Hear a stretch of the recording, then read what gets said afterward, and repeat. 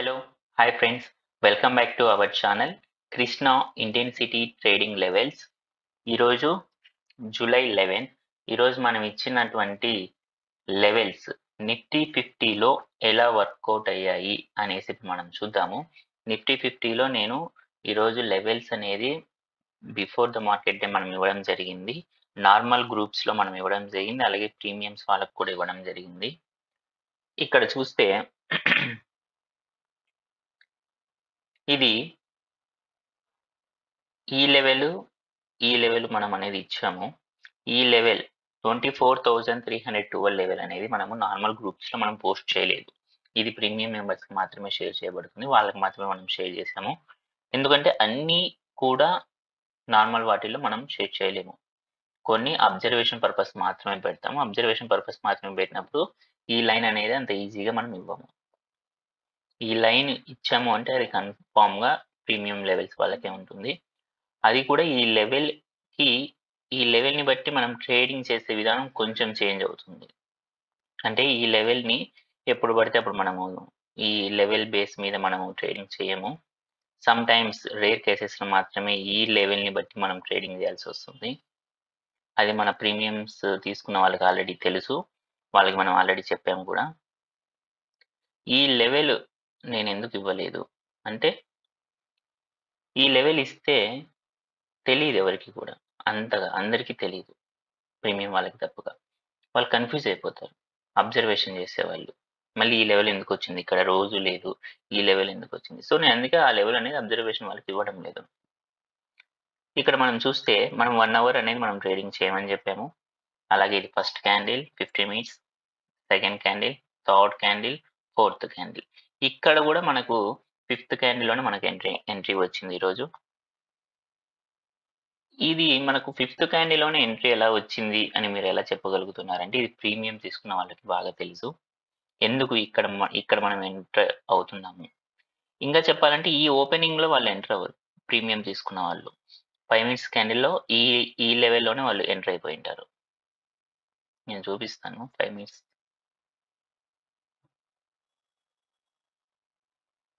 ఇది ఈ లెవెల్‌లో తీసుకుంటారు. చూడండి.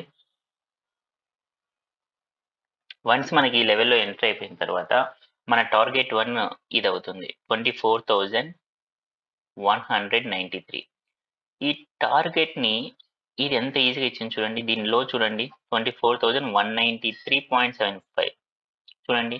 ఒక 20 పైసా, ఐ థింక్, సారీ 35, 0.75 పాయింట్స్ అది.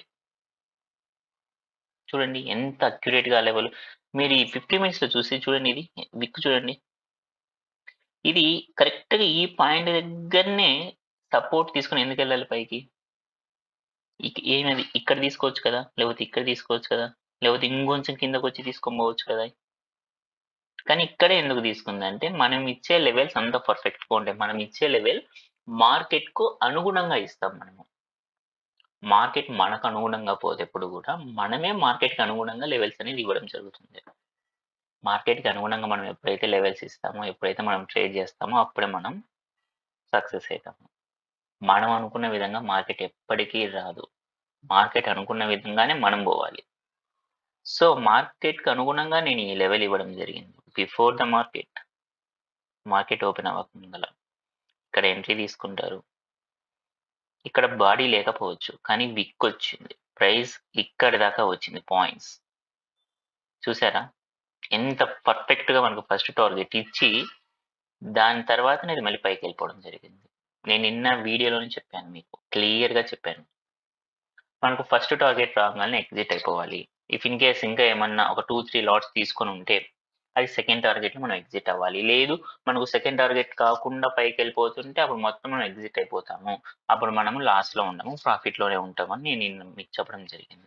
This is the perfect scenario మళ్ళీ ఈరోజు కూడా. నార్మల్‌గా ఈ లైన్ నేను ఇవ్వకపోతే, అబ్జర్వేషన్ వాళ్ళకి ఈ లెవెల్ నేను ఇవ్వలేదు. వాళ్ళకి వాళ్ళు అబ్జర్వ్ చేస్తే ఈరోజు అసలు నో ట్రేడే లేదు. కానీ ప్రీమియం వాళ్ళకి ఈ లెవెల్ మనం ఇచ్చాము బిఫోర్ ద మార్కెట్ ఓపెన్ అవ్వక ముందరనే ఇచ్చాము. ఈ లెవెల్‌ని అబ్జర్వేషన్ వాళ్ళకి ఇవ్వడం జరగదు. చూడండి. అంటే ఈ లెవెల్ పెద్ద కష్టమేం గాదు. అబ్జర్వ్ చేస్తే మీరు కూడా ఈ లెవెల్ మీరు కూడా ఈజీగా డ్రా చేయొచ్చు.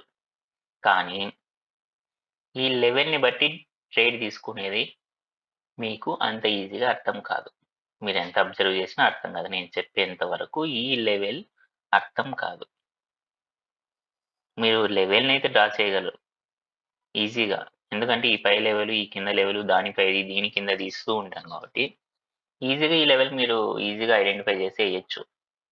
బట్ కానీ ఆ లెవెల్ దగ్గర ఏ విధంగా ట్రేడ్ చేయాలి? అసలు బ్రేక్‌ఔట్ ఇస్తుందా? ఇవ్వదా? ఇస్తే ఎటువంటి సినారియోలో ఇస్తుంది? ఫేక్ బ్రేక్‌ఔట్స్ ఏమన్నా రావడానికి ఛాన్సెస్ ఉన్నాయా? ఉన్నాయి. అందుకే ఈ లెవెల్ దగ్గర చాలా జాగ్రత్తగా చేసుకోవాలి మనము.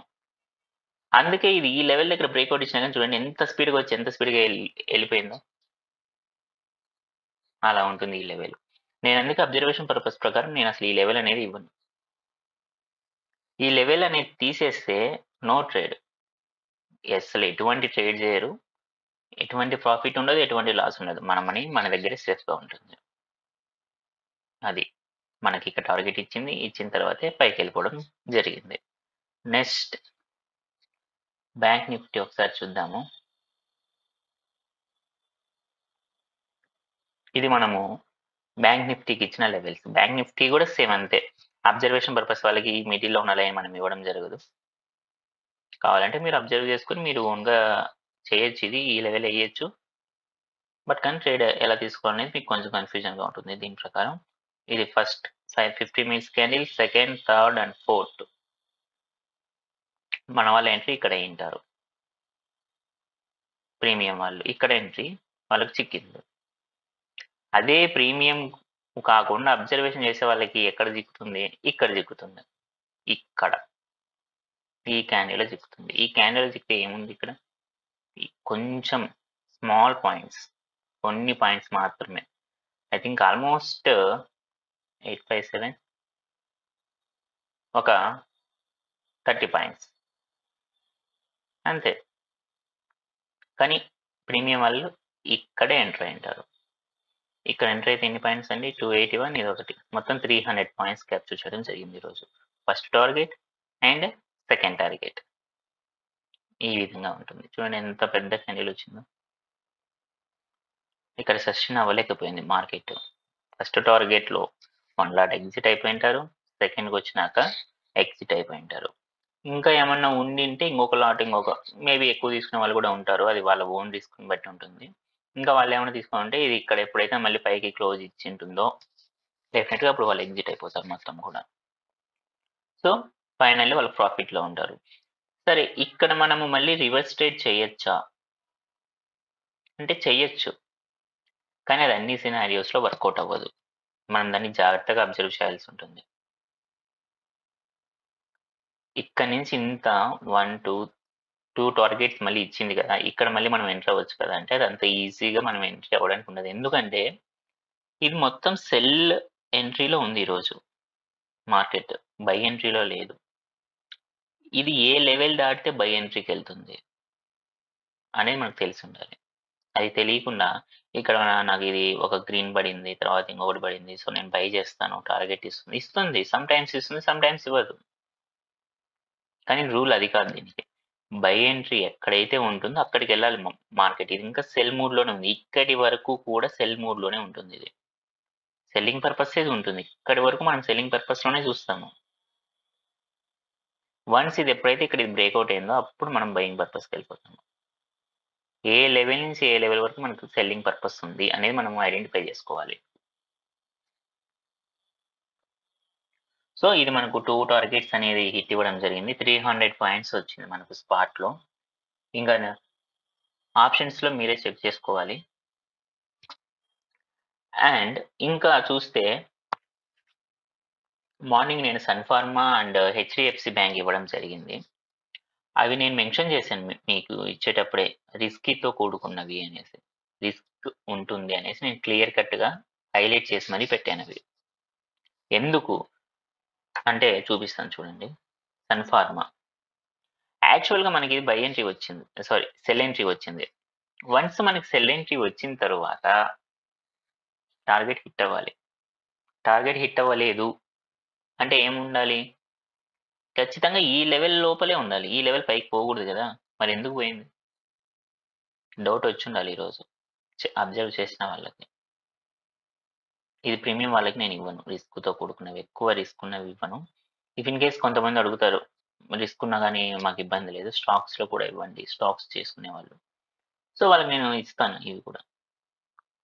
ఎందుకంటే వాళ్ళ అభ్యర్థన మేరకు నేనివ్వడం జరుగుతుంది. ఇంగ అది వాళ్ళ ఓన్ డెసిషన్.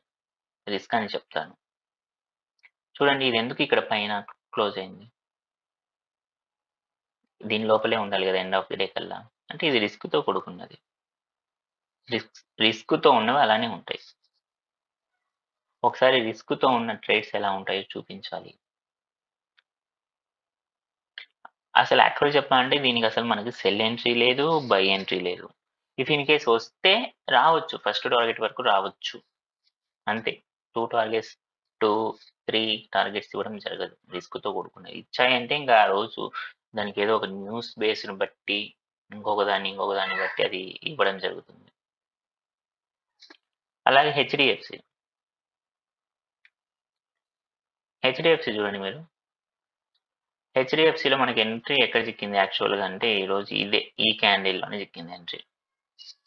ఈ క్యాండిల్‌లో ఎంట్రీ చిక్కితే ఫస్ట్ టార్గెట్ హిట్ అవ్వాలి. అయిందా? 1 పాయింట్ తేడాతోటి పైకెళ్ళిపోయింది మార్కెట్ టార్గెట్ ఇవ్వకుండా. 1600 అవర్ టార్గెట్. బట్ 1601 దగ్గరకొచ్చి మళ్ళీ ఎళ్ళిపోయింది. ఇదే రిస్క్‌తో కూడుకున్న ట్రేడ్స్. నేను అందుకే రిస్కీ అని మెన్షన్ చేశాను క్లియర్ కట్‌గా. ఇక్కడ చూడండి ఎంత నీట్‌గా ఈ లెవెల్‌ని ఎంత నీట్‌గా ఈ లెవెల్ కాడికెళ్ళింది మళ్ళీ కిందకొస్తుంది. ఈ లెవెల్‌ని బ్రేక్ చేయలేకపోయింది అంత ఈజీగా. కానీ ఫైనల్‌గా బ్రేకౌట్ జరిగిపోయింది. ఎళ్ళిపోయింది పైకి.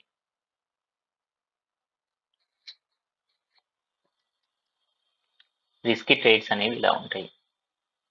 ఇది కూడా మనకి ఎండ్ ఆఫ్ ది క్యాండిల్ పైనే క్లోజ్ అయిపోయింది. ఇది ఇంకా ఓపెనింగ్ కంటే ఇంకా పైన క్లోజ్ అయిపోయింది. టార్గెట్ అయితే మనకిది 1 పాయింట్ తోటి పైకెళ్ళిపోయింది ఇవ్వకుండా. ఇది ఫ్రెండ్స్. నేను ఏవిచ్చినా కూడా ఎడ్యుకేషనల్ పర్పస్ మాత్రమే ఇస్తాను. I'm not a SEBI registered person. ఇది గమనించగలరు. మీకెవరికైనా గానీ ఈ లెవెల్స్ కావాలి, మాకు ఇంట్రెస్ట్ ఉంది అంటే నా వాట్సాప్ నంబర్‌కి మీరు హాయ్ అని మెసేజ్ చేయగలరు. Thank you friends. Thank you so much.